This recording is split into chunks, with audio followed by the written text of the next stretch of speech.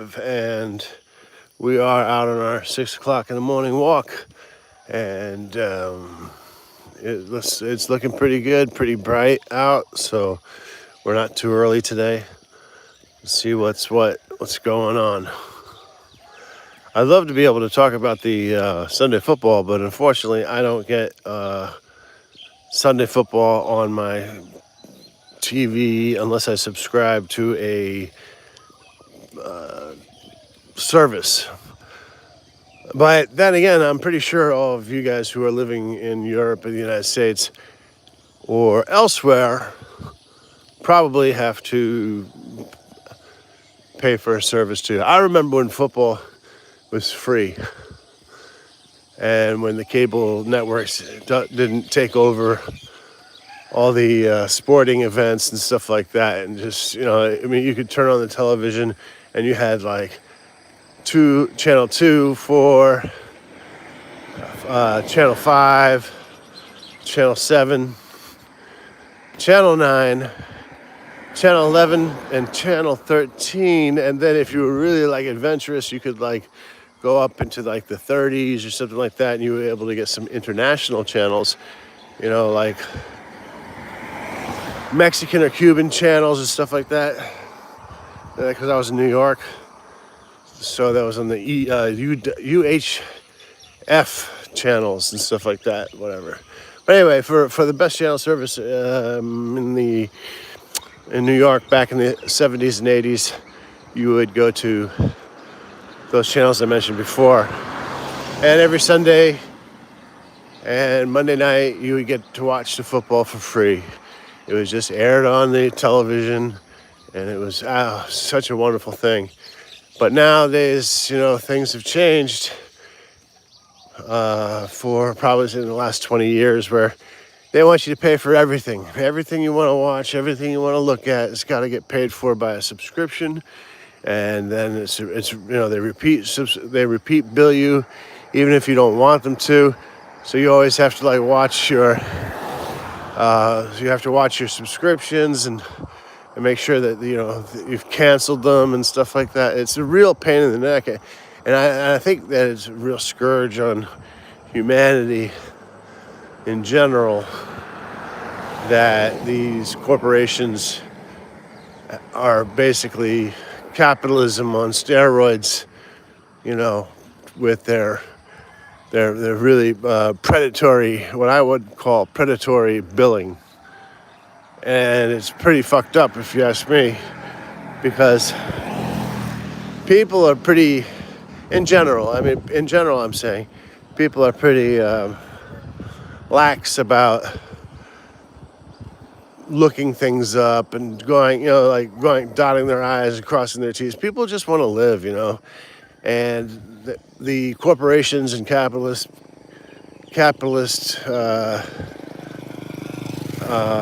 what do you call them? What should we call them?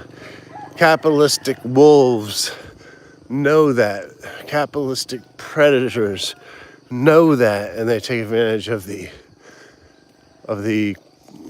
vast majority of people.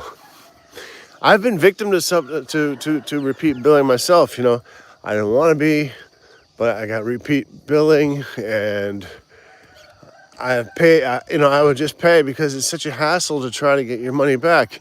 You send emails and stuff like that.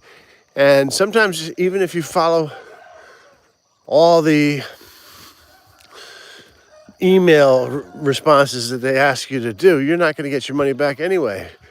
You just might, you'd be able to cancel the subscription, but that last payment they're going to keep. And if you think about that, how much money that these subscription companies are making off of this, it's just absolutely astronomical.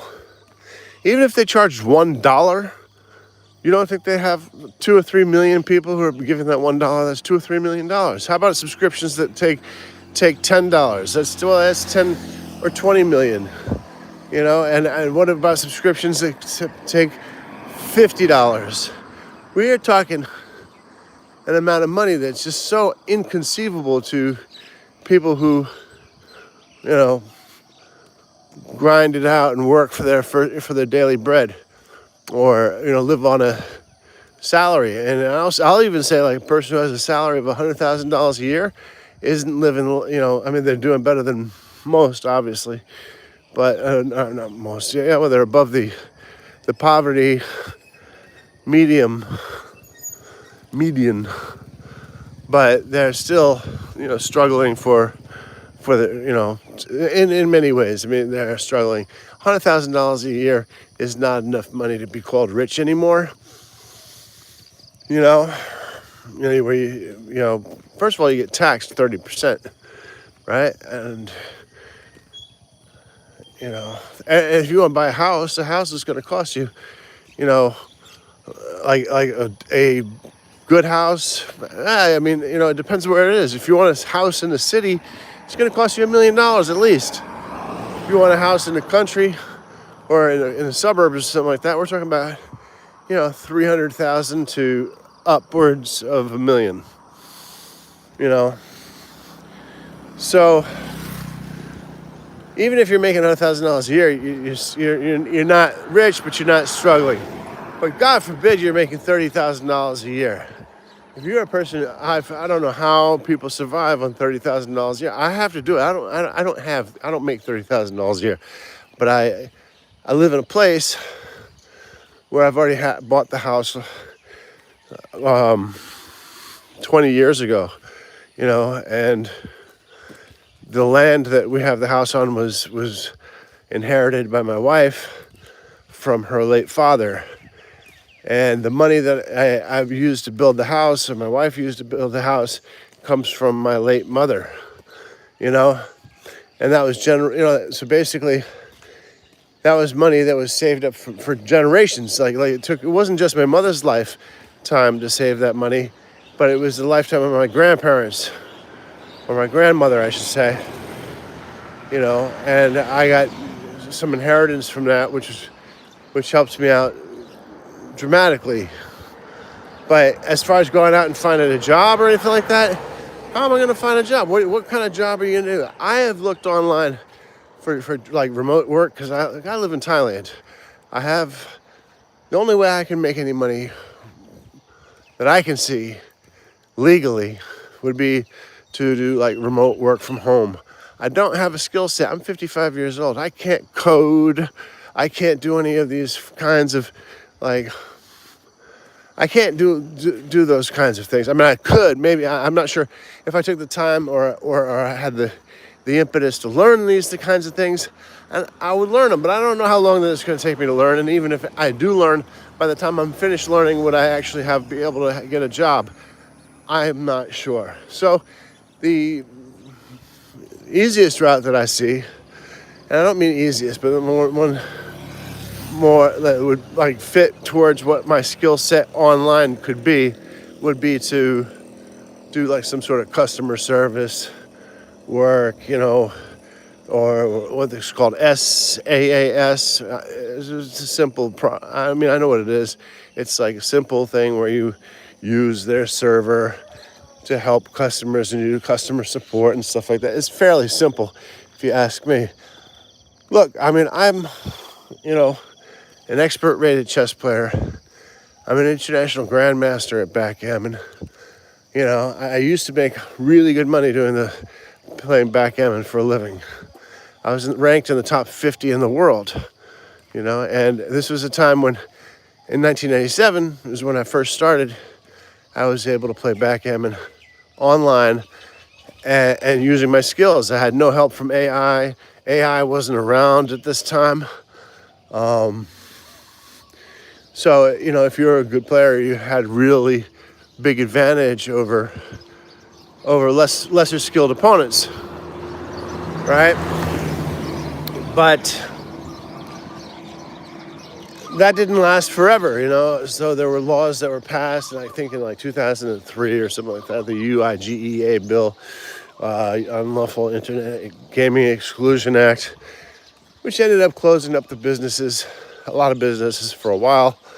I guess you would, if you're a poker player, you call that Black Friday, and all those sites like Full Tilt and many other sites were given cease and desist orders, which they complied with, There were a lot of scandals that came out from that, with the thievery that the Full Tilt owners did, in particular Howard Lederer, who escaped with millions of dollars and ultimately got bailed out by another poker site called PokerStars, and he was able to escape losing his money. And he was not only was he able to escape losing his money, but he was just able to escape going to prison. So he got the whole pass. Steal the money, get to keep the money, and no, don't go to jail, and don't pass, and pass go. Basically, it's really amazing. Except he can't really. I don't think he can show his face in the poker world. I'm not sure. But anyway, this is the sort of thing that happened, so like from 1997 until 2003. And actually, it wasn't until 2007 that all the sites started closing down, because they weren't all in the United States. You had like sites that were run in Germany called Skill 7, Star Games, and you had other sites called Play 65. They were like really, really big at one time. And incidentally, I have the world record of winning the largest field. I won a tournament with the most amount of players ever in a tournament. It still stands to this day. I beat over 5,000 players or 5,000 runners in a tournament to win a package to go to France and play in a tournament there. And what the prize was, it was basically 5,000 euros and tickets to go to France and play in this tournament. I didn't go because I don't know why I didn't go. I really should have gone. I wanted to cash the ticket in. I couldn't cash the ticket in, so I thought I had a friend in this guy named Elliot Winslow. But Elliot Winslow didn't turn out to be a friend of mine. Instead, I transferred it over to him, and I'm pretty sure he found a way to cash out. He found he was able to transfer it to somebody else and get the cash, because he never went, and he would have gone if he could have, but if he wanted to, but he never went, and he just took the money. And he never gave me any of the money, any of the story. He never even told me. He took the 5,000 euro package, and he didn't even email me to give me any kind of an update, or not an email, but we would chat online, live chat. He wouldn't even talk about it. He just took it. Real scumbag, this guy Elliot Winslow, and he teaches chess in San Francisco, and if he's got any bad things coming toward him, that's not the only bad thing that he did to me, which is really incredible that I gave this guy so many opportunities, because I looked up to him, because he is an international chess master, which is a pretty high title, and I've known him since I was really young. I haven't talked to him in a long time, but he definitely. He did things like the last thing that he did. See, I didn't know about the thing is that about the world record that I have, and him taking the money from that prize that I transferred to him.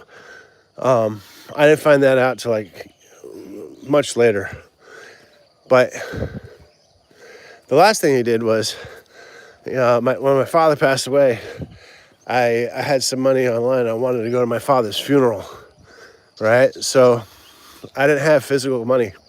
So what I did was I cashed out of one of the backgammon sites, and to be honest with you, it wasn't all my money, but I cashed out of it because I didn't care. I didn't care. Let's just say I didn't care, but it was a very good friend of mine who had a percentage of the money.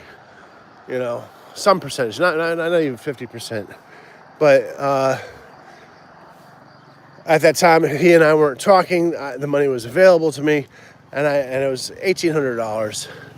And I wanted to go to my father's funeral, and I would have sorted everything out after the estate was settled with my father.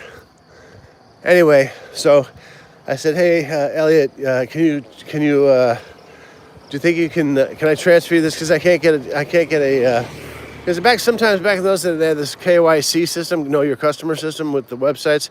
It might take a little bit of time for you to get your money off the site, like maybe a week or something like that. I didn't have that. I didn't really have that much time.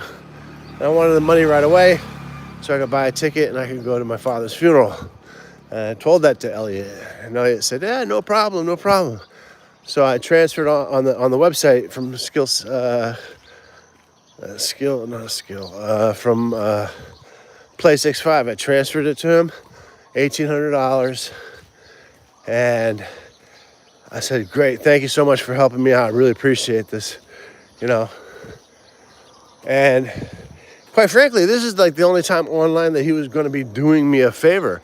All the other times I was doing him favors. I gave him the $5,000 ticket. I also coached him playing poker for his first poker tournament, or one of his first poker tournaments, and he got a final table. I think he ended up getting $36,000. And basically what it was I was telling him how to play. He would disagree with the plays sometimes or whatever, but I sat with him for like 12 hours during that tournament. That was back on party poker days, and I was just like, we were like talking about the hands and stuff like that. And and incidentally, I gave him he borrowed the money that he used to play in that tournament. He had borrowed off of me, which is crazy. Anyway, he got $36,000, and from that he decided that he would give me $2,000 for sitting with him for 12 hours and basically telling him what to do. Which is just a fucking joke. But I didn't want to steal his thunder, and I didn't feel like, I really didn't. I guess maybe I kind of sort of didn't want to, I don't know, admit that I was playing for him or whatever. Which would kind of be unethical. But of all the poker players that play tournaments online and stuff like that on a Sunday and stuff like that, they have families sitting with them, some friends sitting with them, and then they're talking about hands. So we're not talking about anything that's uncommon or really unethical. Anyway, so I transferred him the $1,800 from the site that was called, what the fuck was it called again? Oh baby, I said it about 10 times already. Not Skill 7, not Star Games, but Play65, right? And Play65 used to have like other skins called Gammon Empire and Prime Backgammon, right? But they were all the same site. And anyway, after I transferred it to him, he said, "Yeah, okay, what's your PayPal address? I'll send it to your PayPal or whatever." And I was like, "Great, thank you very much." And like we ended the discussion. So I'm like sitting there and waiting for the money to come, and it never came. And not only did it never come, but I never got any more contact with this low life Elliot Winslow, the chess teacher from in San Francisco, in the Bay Area. He used to be very popular. People used to think that he was very honorable and honest and everything like that, but he is not honest. He also has, which I found out much later, child pornography issues and stuff like that. I had no idea about that until many years later. So I don't know. He might be in jail for child pornography or something like that. I don't really know, but I was told by another very strong chess player at one point that's what his that had been like some sort of a block in his life at one point or whatever. So I don't know. I have no idea. I don't even know if he's still alive, but I know that he took my money, and I was not able to go to my father's funeral, because of that. I didn't have any other source of money to go to my father's funeral, So, in my book, is just one of the lowest forms of life there is, and whatever bad karma he's got coming or had coming his way, he definitely deserved it, and I hope he did get his bad karma, I really do.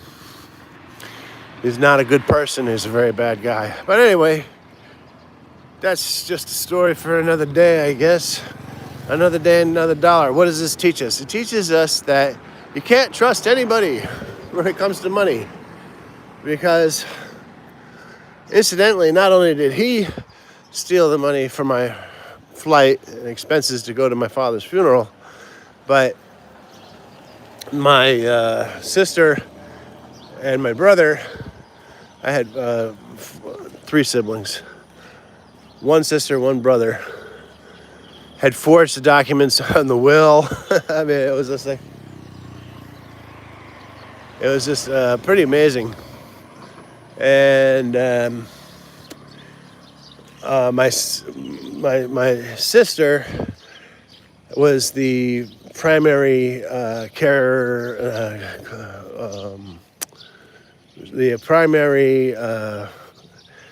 estate executor, and my father had a trust for like about $1 million, and in that trust was supposed to say to pay for any future medical bills or anything like that happened or whatever, and then he had like more money in like a savings account and stuff like that, something like $300,000. Anyway, while he was still alive, she stole it all, and the reason she was able to steal it all is because my brother had given her the access to the estate executorship, which he also had. Hello, Arun Sawat Kapom. He had to say, but the thing was that when my father was still alive and he was sick, and I'd flown back in 2007 or 2008, 2007. I went back to to help out and to see my father. I had lived with him for a long time. When, my brother had long left. He had left in like 1987 or 88 or around that time, and so did my sister. Both of them had left the house, and we had no contact with them until my father got sick. All of a sudden, they start coming in and doing all sorts of shady shit, and they forged the documents. But the thing was that I insisted while I was there that we had an elder care lawyer who would draw up the documents that not one of us could take any of the money out without the consent of the other two, right? And they agreed to it at the time. That's a good idea and stuff like that. The reason I was saying that is I knew my older sister was a thief, and incidentally, she was a sergeant in the New York Police Department, totally crooked. But anyway, I wanted to make sure that she didn't have the opportunity to do that. So after all those papers are signed up and we're getting formalized, I, basically told him, I'm gonna go back to Thailand now. I don't have any business here. I'm married. I have my own family over there. I'm gonna take care of all that. And I said, all right, I got to go back now. I can't stay here. I'm not making any money. At that time, I was making money online from Thailand, And I went back, and I was supposed to get sent some paperwork, which I could get notarized at the embassy and send back. And like a month passed, And I'd send an email. Hey, how's it going? Well, I'm still waiting for the paperwork. And my brother was, because I conversed with my brother. I never thought in a million years that my brother would ever steal from me or steal from anybody. Or I just thought he was an honest guy. But so a month goes by, and he's like, "Oh yeah, the paperwork's being drawn up." 2 months go by, nothing, still nothing. 3 months go by, and I'm still living in a state of denial, And finally, something about nearly 6 months go by, and I'm like, I'm really upset. I was just trying to starting to doubt my brother, and I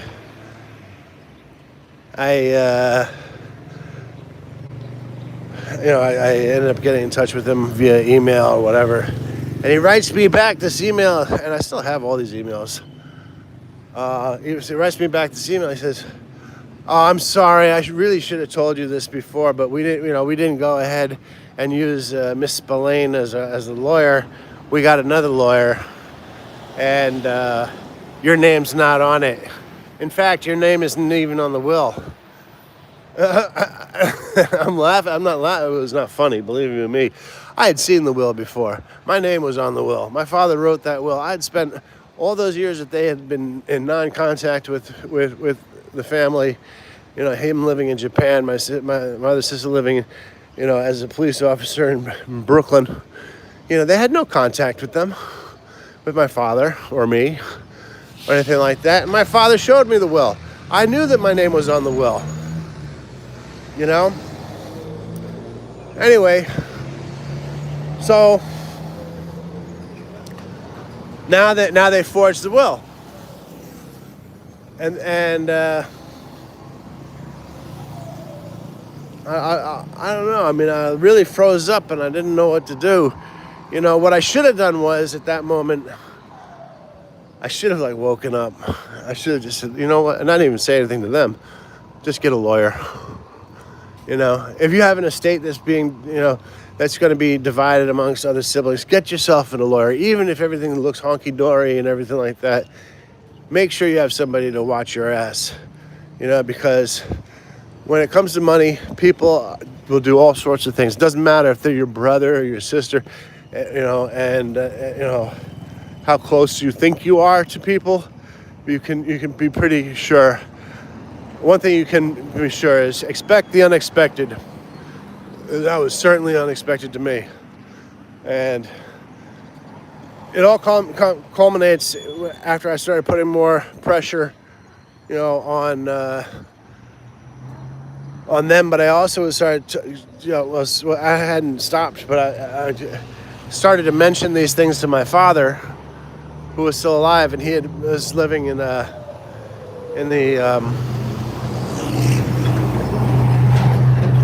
condominiums about the Barclay Center. Anyway, I'd been in contact with him, and I started asking him about that, and he's denying all of this. Oh, that's not true. And all my money's just fine. Barbara's, taking good care of me or whatever, blah, blah, blah, whatever. Anyway, at this time I was also building a guest house, because the online backgammon that I had been playing was coming to an end, had come to an end, or was coming to an end, I should say. The last little flicker of flame that was left for online backgammon at that time was still flickering, but it had not yet fully been extinguished. But of course, I saw the writing on the wall there, and I knew I had to do something else to try to be able to generate some sort of an income. So I ended up spending this vast amount of wealth that I had, and also a good friend of mine, Nicholas, and had loaned me money to build this guest house, and we ended up building it out of an abandoned building. But the stupid thing, this one stupid decision after another, and that's the way it is that Arun Swat Savadi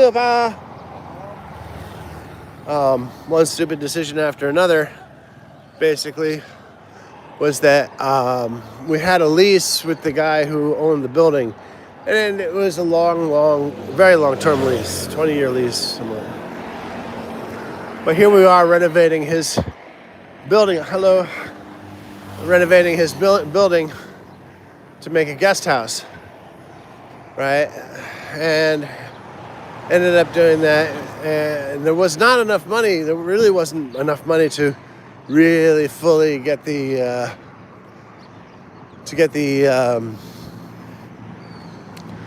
guest house in full form. It was a massive, major project. But anyway, we did end up opening, and I asked my father. And I have all these emails. I have all the emails I sent and received from all these people. Asking him for a loan. Well, not for a loan. I asked him for a gift. I told us that, Dad, like, I'm trying to move into another direction. I'm building a guest house with my wife, and we're hoping that this will be successful. There was booming growth in the town that we were in. And we could have been successful, but, a little bit better planning would have been gone a long way. But anyway, so I asked him, I said, do you think, because, I knew that he had money in a trust, I didn't know, but I assumed he had money in a trust and he had money left over. And I asked my dad for a $20,000 gift. I said, Dad, I really want to finish this hotel. It's going to take more money to finish it. I want to make it really nice. Do you think I can borrow? Can you give me $20,000? Right? And he's like, yeah, I can do that. Now he just sold his house that he had in downtown Brooklyn for $2 million a couple of years earlier. He had plenty of money, or he was supposed to have plenty of money. This is something that he could have done. And he's my father, and so I did have a twinge of, I don't know if I had a twinge of shame or asking him for money, because I wanted to do it all on my own, but it just became to the point where I needed help in order to finish it, and that's what parents are for, right? They're there to help you if they can. That's the way I see it. So anyway. I asked him, he, agreed, and that set off a series of events where he was going to his bank, trying to get the money, and there were some difficulties, like he would tell me his account was locked and stuff like that. There was all sorts of strange things, and I haven't reread the emails since 2011, and one of the reasons why is it's just so heartbreaking to reread emails of your loved one. From loved ones who have passed away. But I have them, and maybe I should review them. I don't know if it's still possible for me to get a lawyer to actually do any kind of investigating. To get a lawyer. I should have gotten a lawyer back then. But anyway, so he had trouble getting into the thing. And, he wrote me an email, that saying back that, some reason his funds were frozen or something like that. And he didn't understand why. And at this time, he's in his, late 60s. At this time, he was 69 years old. He's not that old. But, he had some health issues. So his 69 was probably a bit more accelerated than, say, somebody's, 79, 89. Anyway, so I asked him, and then, so he was going, he said, well, now he has to check with Barbara. That's my sister's name. And he went to go check with her. And supposedly he said that he didn't understand what was going on, but he had stocks and he was going to sell some stocks so that he could give me $20,000. And he said that he had done that, and that he had 2 checks for $10,000 each on the table in an envelope ready to send to me. Well, he was dead like 3 or 4 days later, right? And this was after he confronted my sister about the missing money in the trust fund and a savings account, right? And she then, well, she was the one to report to, she didn't report it to me, which is really odd. She didn't report to me that my father was passed away. She reported it to my uncle, to Jeremy, my brother, and my uncle is the one who told me that my father was passed away. I didn't even realize that until I thought about this just now.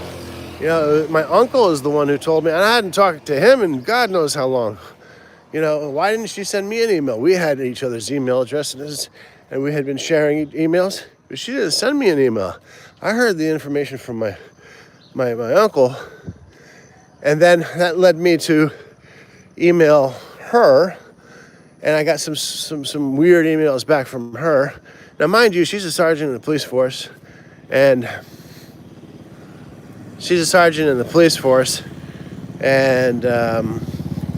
she's in charge of the situation there. So she's got a lot of pull, I guess, with what's going on. But she sent me an email, mentioning that some sort of blunt force trauma because he fell in the kitchen and he hit his head. And that's how he died. That's what she told me. And of course, I live on the other side of the world. I'm living in Thailand. They're in New York. And I'm like fucking bursting at my, like my blood is just like boiling, and I'm like, I know everything's crooked and everything.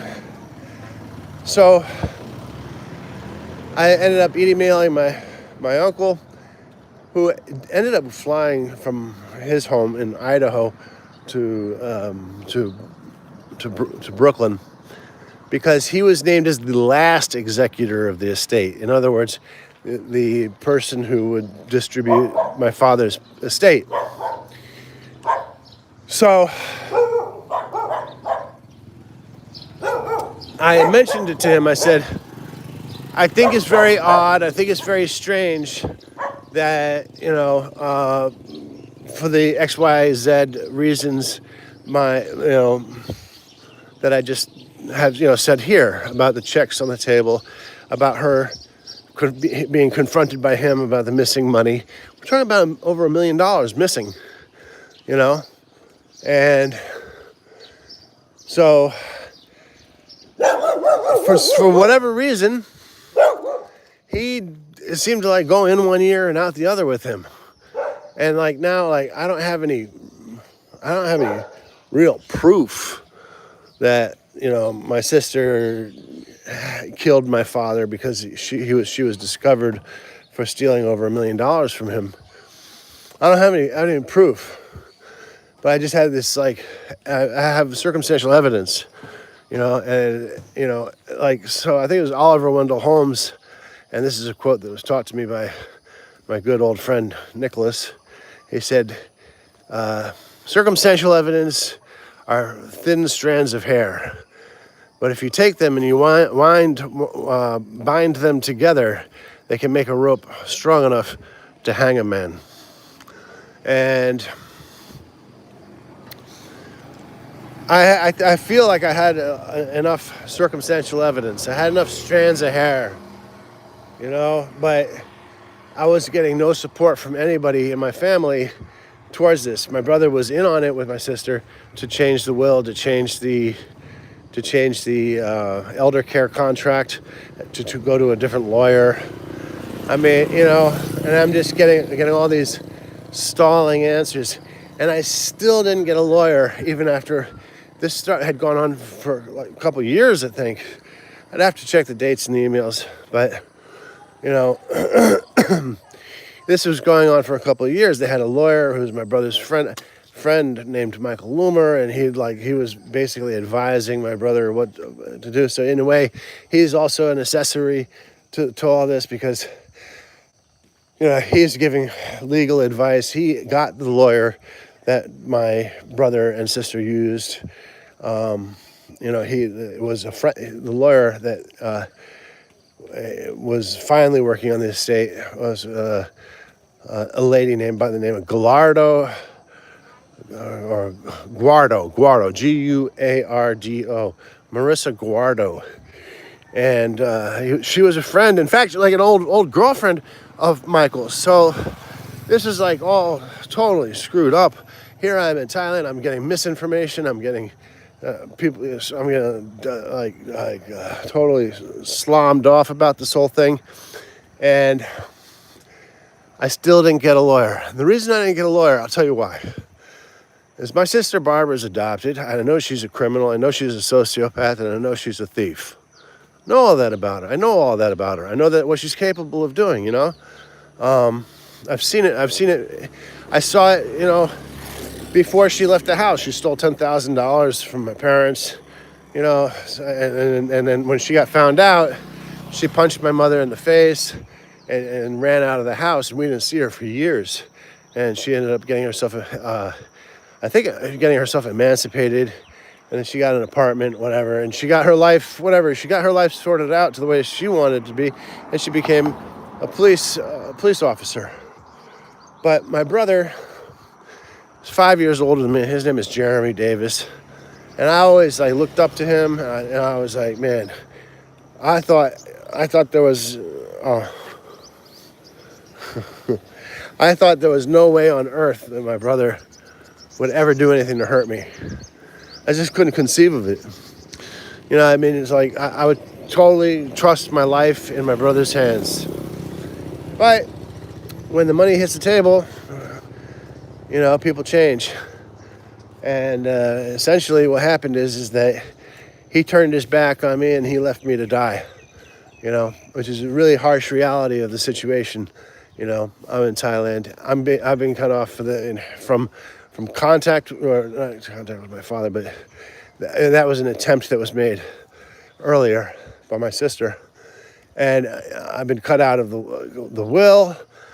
I've been cut out, like all sorts of crazy shit, and yeah, man. So that's what I gotta say is if you're ever in a legal situation, like have siblings that are looking, you're expecting the demise of a parent or something like that, get yourself a lawyer. Just get yourself a lawyer. Even if you don't suspect anything or anything. I didn't suspect anything when my brother was doing shit. I expected my sister to do shady shit, but I thought my brother, once he was involved, he would have my best interests in my best interest in his mind. But he did not. He had his own best interests in his mind. He didn't give a fuck about me, which really, really hurt, because I had never even thought that was possible. I was like, phew, wow. And that, to tell you the truth, losing my father, from this mortal coil, from this earth and everything like that, that was a really hard blow to take. And I cried hardest that day that my uncle called me. I cried the hardest that I've cried probably since I was before I was 10 years old or something like that. You know what I mean? It was a really hard blow, but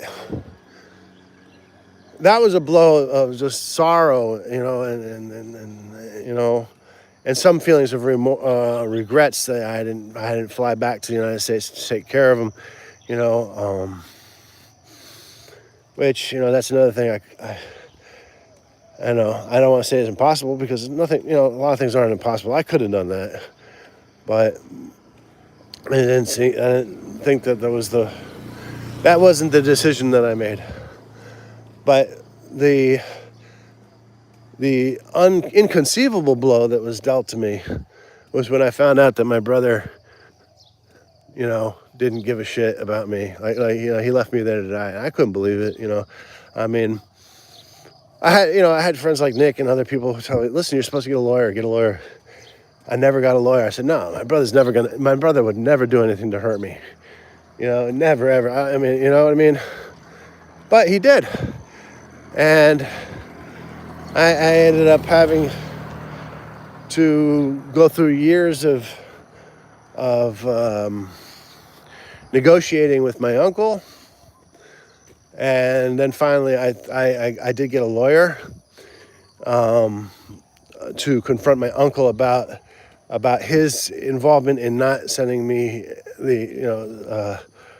some portion of the estate, which was important to me. So he ended up sending me something. I got like a total of like maybe $100,000, which is a lot of money. I got that over time. I got bits and pieces, and so that was never the full amount that I should have received, whatever, And remember, this is all talking about my father, whose death should overshadow all of this. Unfortunately, it doesn't, because he's dead. And my sister had his body cremated like in 2 or 3 days after he died. There was no autopsy. Was there an autopsy performed? I ended up getting the death certificate. And in the death certificate, it said that my father died of emphysema and heart failure or something like that. Whatever. There was no mention of any falling in the kitchen like I had been told by my sister, and no blunt force trauma or whatever. And I just chalked that up to, I don't know what I chalked that up to. I mean, just like, whew, it's all weird. It's like a little bit convoluted, but as more time passes, if I feel like it becomes less convoluted, And my father died on April of 2011. I think it was April 3rd. And, he was a famous writer, and he, had served his community and society